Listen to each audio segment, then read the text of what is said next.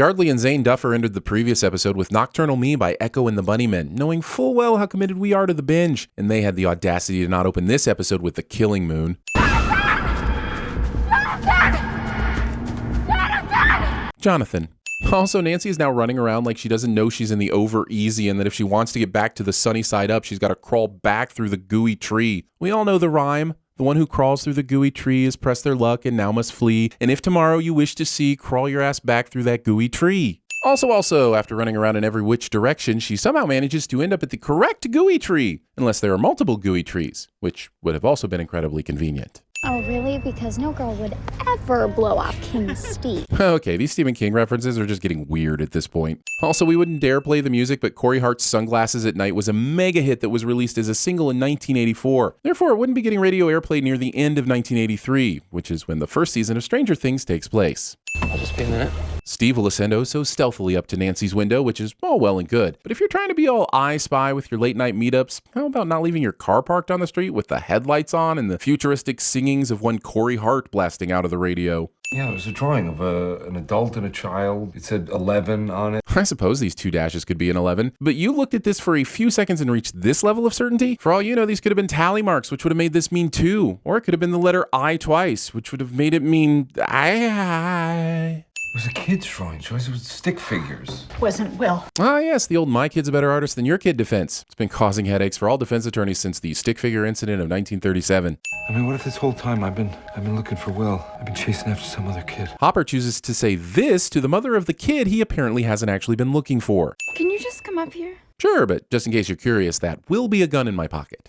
You know, it can't get us in here. Jonathan might be right, but how in the name of the Upside Down would he know this? Jonathan's a dick to factual reassurance. Continuing to show the poster for The Thing will not make it any less of a sin. No one had a poster for The Thing in 1983. We're a good 10 years from reassessment and realization that theater goers were idiots in the summer of 1982. Yeah, I got a pen. Having a pen but no paper. You know what a pen and no paper gets you? A smeared name on your hand that you won't be able to figure out 3 minutes later. You'll wonder if that's a lowercase d or possibly part of an uppercase B, but you'll never know because you forgot the paper, Hopper. You forgot the paper. Now comes the awkward part where Jonathan has to confess he wet the bed because he was afraid of getting caught in the hallway by Nancy's parents. And then Nancy says she knew it happened 3 hours ago. And then I have no clue which one of these characters I'm more concerned about. Every time I close my eyes. It's like a dark paradise. Oh, sorry, did I just black out in Lana Del Rey again? I hate it when I do that. I mean, oh, my heart, it breaks every step that it takes. Damn it. It's always alone, like a bear. While most species of bears do generally hunt alone, they can exist and live within close proximity to each other, meaning Nancy has no way of knowing if there are more than one of these things, and it's odd that she's not even considering that a possibility. But if it works, At least we'll know it's coming.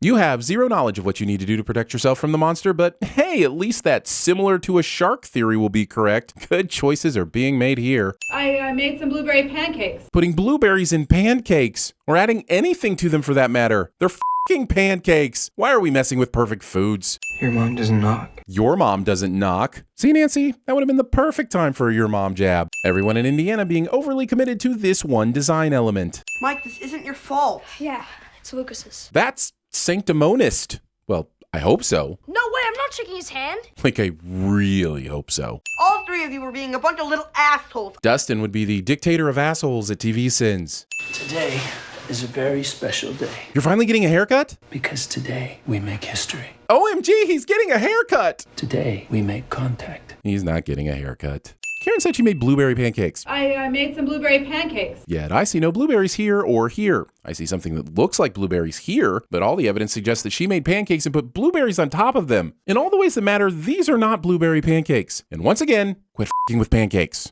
Okay, I'll shake. I'm really more concerned about why Lucas wasn't immediately rushed to the hospital. Dude could have a concussion or worse after being flung by 11. I know we didn't have Will Smith movies telling us the importance of concussion protocol back in 1983, but still. Do you seriously want to fight the Demogorgon with your wrist rocket? That's like R2-D2 going to fight Darth Vader. Are you seriously going to act like that wouldn't be the coolest thing ever? Cue automatic door opening. Then rolls in a battle-worn R2-D2's just taken out a whole battalion. No, that's too many. A platoon of stormtroopers. Darth Vader looks down and says, "I sense no fear in you," and deploys his iconic red lightsaber. Suddenly, 7 green lightsabers emerge from R2-D2's dome and expand like helicopter blades, rocket boosters emerging from the little robo-legs as they launch headfirst at Darth Vader in a spitting green glowing fury. I'm just saying Mike needs to get out of here with his weak sauce. Putting your Christmas tree up before Thanksgiving. You know you have to pay for those. Character had a perfect opportunity to use Lego My Ego in conversation and chose not to. Ah, sudden Rachel from Pet Sematary. But the Pet Sematary, and not the less Pet Sematary. I told you you're wasting your time. No, you didn't. You gave this cryptic answer. But if you want Terry to tell you anything, you're about 5 years too late. And while Becky is the main offender, Joyce and Hopper didn't ask any follow-up questions. Why is everyone in this scene wasting their own time? This show early on has really undervalued the character of Lucas, so seeing him gear up for a one-man mission to get his friend back is giving me all of the feels. But also, getting Rambo'd up in a movie or TV show either made in the 80s or set in the 80s cliché.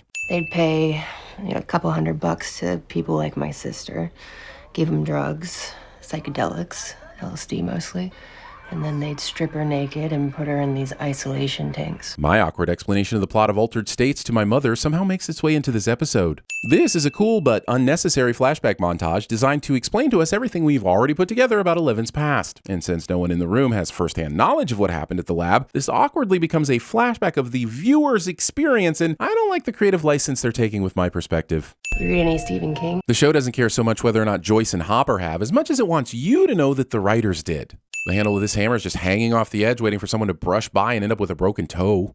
I feel like we need more backstory on this guy. He just isn't putting in the effort anymore. Look at the signage. The two racks on the right are guns, sure, but the one on the left is mostly ammo and raccacoonie. Last week, I was shopping for a new top I thought Steve might like. Wasting time and money on clothes you think will make a high school boy happy. You want to make a high school boy happy? Show up to where he's currently at. That's it. Steve and the rest of the high school cliches were able to get away with spray painting the front of the movie theater in the middle of the day, and they hung around afterward to deface even more property. Even if I let go of the fact that they don't even appear to have a ladder, this scene has more contrived vandalism than the Tate Modern. Also, Nancy conveniently pisses off Steve on a week that All the Right Moves is playing at the local theater. What would he have done if it was the next week when National Lampoon's Movie Madness replaced it? Try to use a Nancy the Slut configuration with that title. He assaulted a police officer. Is raising up not realizing someone is behind you and clipping their nose with your shoulder really assault? I think the gasoline bullets and bear traps in Jonathan's trunk should be more concerning, but you do you, Hawkins police force. Eating untoasted Eggo waffles. Hey there, frog face. Toothless. Some would say, why did they drop their bikes and run? But this was the correct choice. Look at that terrain. They never get up to speed fast enough to get away, and there are way too many hazards to navigate. The sin here is the absurd convenience of Bulk and Skull showing up out of nowhere to trigger the conflict that results in 11 also showing up out of nowhere to save Dustin and Mike. Get off!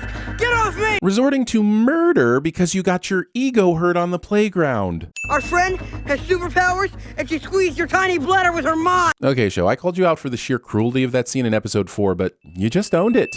Wet yourself. Maybe not. Deus El Machina. Yeah, that's right! You better run! I get Dustin's happy he isn't being held at knife point anymore, but is he overlooking the fact that 11 just broke that kid's arm? Couldn't she have just made the knife fly away or something? Despite all the security measures we know this place has, Lucas is not spotted. Show thinks the government in the 80s was combating conspiracy theories by letting the public draw conspiracy conclusions. None of us could breathe. Somewhere under those bushes was the rest of Ray Brower. Tommy, how's the peeping? Tommy, how's the peeping? Tell me again. Upstairs or downstairs? Upstairs. There were horses and a man on fire, and I killed a guy with a trident. It was a kid's drawing, Joyce. It was stick figures.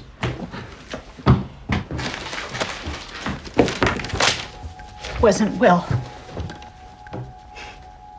Booyah. Meaning it's a predator, right? There's no stopping what can't be stopped. No killing what can't be killed. Your mom doesn't knock. We are laughing. Wouldn't lie if I were you. Well, if you were me, then I'd be you. And I'd use your body to get to the top. You can't stop me no matter who you are. 2, 5, 1! Gatsby looked in that moment as if he had killed a man.